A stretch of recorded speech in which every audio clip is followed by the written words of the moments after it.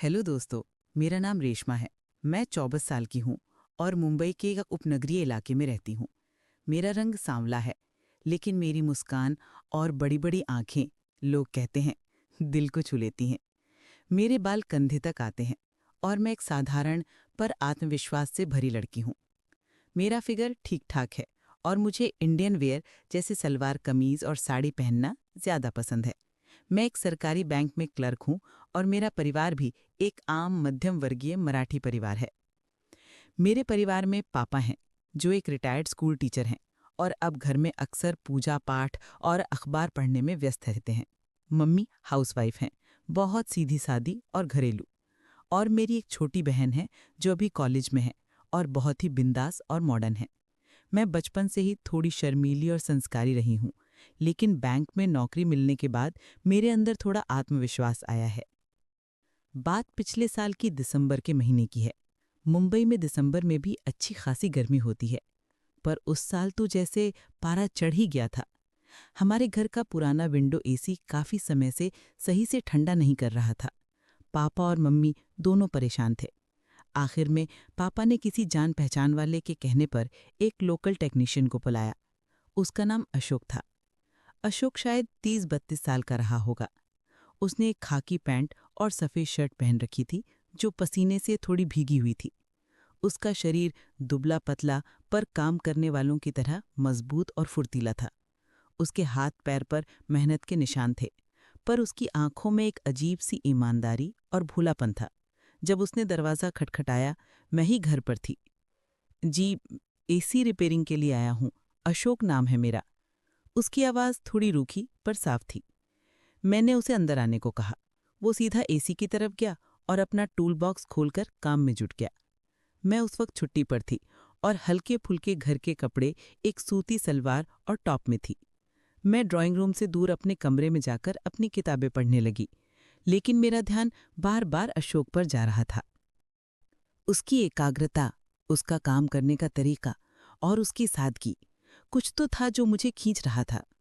मुझे खुद पर गुस्सा भी आ रहा था कि मैं क्यों एक एसी मैकेनिक के बारे में सोच रही हूँ, पर मैं अपनी इच्छाओं पर काबू नहीं कर पा रही थी।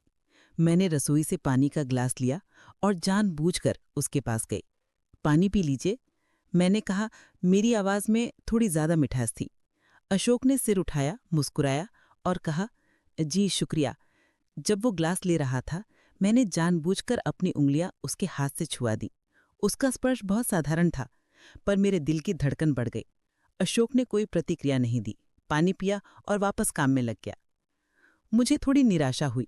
मैंने सोचा, ये आदमी इतना सीधा कैसे है। अगली कोशिश में मैंने ये दिखाने के लिए कि एसी ठीक हुआ है या नहीं, झुककर उसे देखने का बहाना किया। मेरे बाल खुले थे और मैंने उम्मीद की थी कि वो मेरी ओर देखेगा, पर वो अपने उपकरणों में इतना व्यस्त था कि उसने मेरे अस्तित्व को भी नोटिस नहीं किया। जब अशोक ने काम खत्म किया और बताया कि एसी का कंप्रेसर बदलवाना पड़ेगा, तो पापा ने उसे अगले दिन आने को कहा। मैंने ही पैसे दिए और जाते समय मैंने उससे कहा, अशोक जी, कल जल्दी आइएगा, बहुत गर्मी है। मैंने अपनी आवाज़ को थोड़ा और नर्म रखा। उसने सिर्फ सिर हिलाया और चला गया। अगले दिन अशोक आया और कंप्रेसर बदलकर एसी ठीक कर दिया। इस बार भी मेरी कोशिशें नाकाम रहीं। वो पूरी तरह से अपने काम में डूबा रहा। मुझे अब एक चुनौती महसूस होने लगी थी। मेरे अंदर की चंचल लड़की जाग उठी थी, वो जो कॉलेज के दिनों में लड़कों का ध्यान खींचने में माहिर थी। 3 दिन बाद मैंने घर की वॉशिंग मशीन का पाइप ढीला कर दिया, जिससे पानी लीक होने लगा। मैंने मम्मी से शिकायत की और मम्मी ने बिना देर किए पापा से अशोक को बुलाने को कहा। जब अशोक तीसरी बार आया, तो मैंने एक फिटिंग वाला कॉटन कुर्ता पहना था और हल्का सा काजल लगाया था। मैंने ही दरवाज़ा खोला। आइए अशोक जी, इस बार मशीन ने धोखा दे दिया, मैंने थोड़ी खिलखिलाहट के साथ कहा। वो रसोई में गया और मैं उसके पास ही खड़ी रही। जब वो मशीन के पास झुका हुआ था, मैंने जानबूझकर अपनी चूड़ियों को खनकाया और धीरे से कहा, अशोक जी, आप बहुत मेहनती हैं। आप अकेले ही इतना काम कैसे कर लेते हैं? उसने मेरी ओर देखे बिना कहा, जी, सब भगवान की कृपा है। मुझे लगा जैसे कोई ठंडा पानी डाल रहा हो।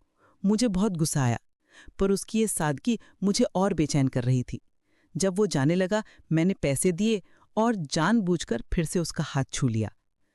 आप इतने सीधे क्यों हैं अशोक जी? ये बात लगभग मेरे होठों से निकल ही गई थी, पर मैंने खुद को रोक लिया। मैंने सिर्फ इतना कहा, अगली बार कुछ खराब हुआ तो आप ही को बुलाएंगे। वो बस मुस्कुराया और चला गया।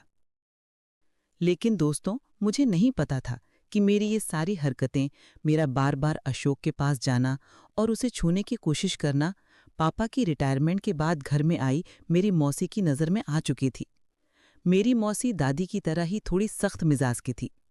एक दिन शाम को जब मैं अपनी असफल कोशिशों से परेशान कमरे में बैठी थी, मम्मी ने मुझे आवाज़ लगाई, रेशमा नीचे आओ।